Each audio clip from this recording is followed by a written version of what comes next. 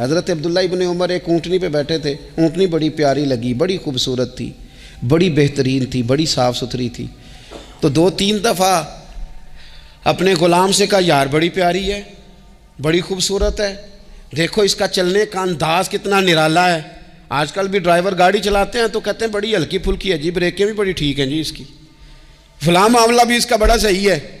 وہ اتنی پسند آئی اونٹنی، تو اونٹنی سے اترتے ہی فوراً کہنے لگے اس کو نشان لگا کے قربانی کے جانوروں میں چھوڑ دو، یہ زیادہ پیاری ہے، اسے رب کے رستے میں خیرات کریں گے۔ کیوں؟ ایک باریک نکتہ صوفیاء نے بیان کیا ہے۔ اللہ کے نیک بندے کہتے ہیں کسی جگہ بھی تمہارا دل اللہ رسول کے مقابلے میں الجھنا نہیں چاہیے۔ کوئی ایسی چیز جو رکاوٹ بن رہی ہو، رکاوٹ، وہ کیا کہتے ہیں، کچرا آ گیا ہے، اس کچرے کو لوگ ٹھیک نہیں کرتے، کہتے نکال دو تاکہ معاملہ صحیح رہے۔ ایک چھوٹا سا باریک سا ہلکا سا دھاگے کی طرح کا ایک ٹکڑا اگر کسی وقت گوشت کا آپ کے دانت میں الجھ جائے نا، وہ سارا ذائقہ تباہ کر دیتا ہے۔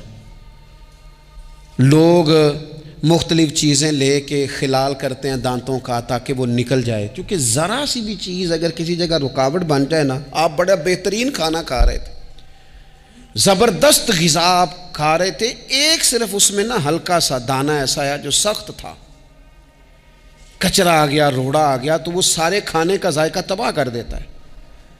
بعض لوگ ایسے ہوتے ہیں کہ ایک بال نکل آئے نا کبھی کھانے میں سے تو کھانا چھوڑ دیتے ہیں، کہتے ہیں یار یہ سارا ذائقہ خراب ہو گیا۔ ہمارے ساتھ یہ ہوا ہے، یہ تو ہے نا دنیاوی معاملات، اسی طرح کا مسئلہ روحانی زندگی میں ہوتا ہے۔ کئی دفعہ نا ہم ماننے کو تیار نہیں ہوتے، لیکن ہمارے اوپر دولت کی محبت پوری طرح سوار ہوتی ہے، وہ سجدے میں ذوق آنے نہیں دیتی۔ شہرت کی محبت پوری طرح سوار ہوتی ہے، وہ درود و سلام کا، ذکر کا، عبادت کا ذائقہ لگنے نہیں دیتی۔ وہ جو کہا تھا نا والذین آمنوا اشد حبا للہ، ایمان والے سب سے بڑھ کر اللہ سے پیار کرتے ہیں، سب سے بڑھ کر رسول اللہ صلی اللہ علیہ وسلم سے محبت کرتے ہیں۔ کیوں کہا گیا تھا؟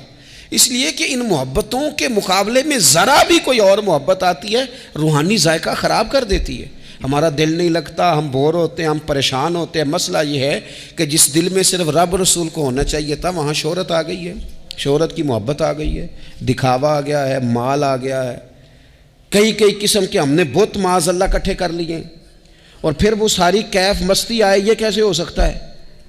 حضرت عبداللہ ابن عمر رضی اللہ تعالیٰ عنہ کے پاس ایک گدھا تھا، ہم پنجابی میں تو کہا کرتے تھے کہ بڑا ساؤ جانور ہے، بڑا دھیما ہے، بڑا اچھا ہے، سواری بھی کرتے تھے اس پہ، اس پر بوجھ بھی رکھتے تھے، اور بھی کئی کام، جانوروں کا چارہ بھی اس پہ رکھ کے لایا جاتا تھا۔ بہت سارے لوگ اس کی تعریف کرتے تھے کہ ظاہر ہے اس وقت یہ جانور ہر گھر کی ضرورت ہوتے تھے، لوگوں نے بڑی تعریف کی کہ جناب یہ گدھا بڑا اچھا ہے، بڑا عمدہ ہے۔ اب بعض چیزیں ایسی ہوتی ہیں جن سے دل لگ جاتا ہے۔ کچھ نوجوانوں نے گھروں میں بلی رکھی ہوتی ہے، گھوڑا رکھا ہوتا ہے، جانور رکھے ہوتے ہیں، ان کی پوری توجہ انہماک۔ ہم دیکھتے تھے دیہاتوں میں کہ بزرگ اگر کہیں چلے جاتے تھے سفر پہ تو وہاں سے بھی پیغام بھیجتے تھے کہ گائے کو چارہ ڈالا کہ نہیں، بھینس کو نکالا کہ نہیں، تم نے باڑے سے دھوپ چھاؤں کا خیال کیا کہ نہیں، وہ چیز ذہن میں آ جاتی تھی۔ حضرت عبداللہ ابن عمر رضی اللہ تعالیٰ عنہ وہ گدھا چونکہ بڑا پیارا تھا، بڑا اچھا جانور تھا اور بڑے کام کرتا تھا، بہت سارے معاملات گھر کے اور کھیتی باڑی کے اس کے ذمے تھے، تو گھر والے بھی کہتے کہ اس جانور کی وجہ سے بڑی خیر ہے، بڑے کام ہو جاتے ہیں، آپ کا بھی خیال تھا۔ حضرت عبداللہ ابن عمر ایک دن گھوڑے سے نیچے اترے یا اس گدھے سے نیچے اترے تو خادم کو بلا کے کہنے لگے اسے لے جاؤ اور بیچ کے پیسے اللہ کے رستے میں خیرات کر دو۔ اب وہ خادم کا بھی اس سے دل لگ گیا تھا، جانور گھر میں ہوتا ہے، دلچسپی ہو جاتی، کہنے لگا حضور وہ سارا محلہ تو اس کی تعریف کرتا ہے، سارے خاندان والے تو اس جانور سے دلچسپی رکھتے ہیں اور آپ بیچ رہے ہیں۔ آپ فرمانے لگے جس طرح سب کا دل اس کی طرف ہے نا کہ اچھا جانور ہے، میرا بھی ہو گیا ہے، لیکن میں اپنے دل کو سوائے رب رسول کے کسی اور طرف ہوتا دیکھ نہیں سکتا۔ اعظم بلا سے اپنی وہ ہستی ہی کیوں نہ ہو، اعظم بلا سے اپنی وہ ہستی ہی کیوں نہ ہو، جو چیز اس کی راہ میں حائل ہو پھونک دو، جلا دو ایسی ساری چیزیں جو ان کے راستے میں آتی ہیں۔